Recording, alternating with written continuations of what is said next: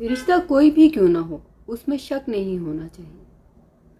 جب رشتوں میں آپ شک کی دیوار کھڑی کر دیتے ہیں تو آپ اسے بلند کرنے میں بھی دیر نہیں کرتے۔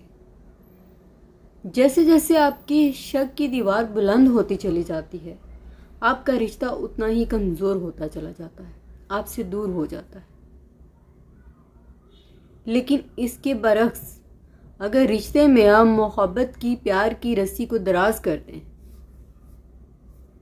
تو دن بہ دن وہ رشتہ آپ کے قریب آئے گا۔ جیسے جیسے آپ کے پیار کی رسی دراز ہوتی رہے گی، رشتہ اتنا ہی مضبوط ہوتا رہے گا۔ اب فیصلہ آپ پر ہے کہ شک کی دیوار اونچی کرنی ہے یا پھر پیار کی رسی کو دراز کرنا ہے۔ ہاں، کبھی کبھی ایسا بھی ہوتا ہے کہ آپ پیار کی رسی کو دراز کر دیتے ہیں، تب بھی کوئی رشتہ آپ کا نہیں ہوتا، تو یقین جانیے اس رشتے میں ملاوٹ ہوتی ہے۔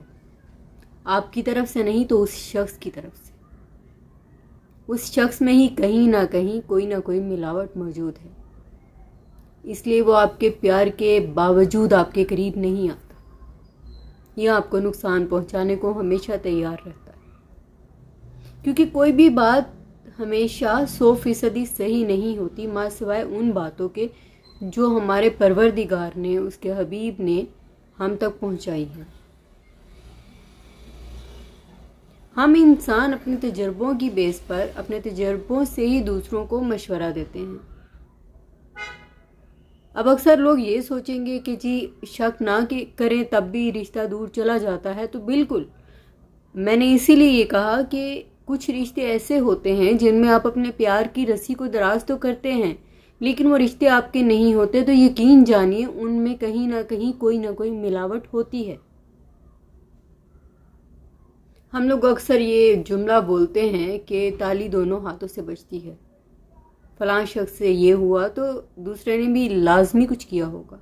تو جناب یہ بات تو 100% سچ ہے کہ تالی دونوں ہاتھوں سے بجتی ہے، لیکن یہ دونوں ہاتھ کسی ایک شخص کے بھی ہو سکتے ہیں۔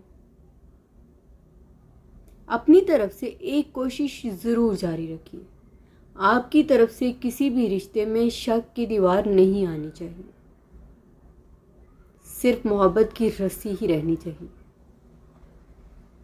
آگے آپ کی قسمت اور اللہ کی رضا۔ آپ کے خلوص میں اور پیار میں شدت رہنی چاہیے، باقی سب اللہ پہ چھوڑ دیں۔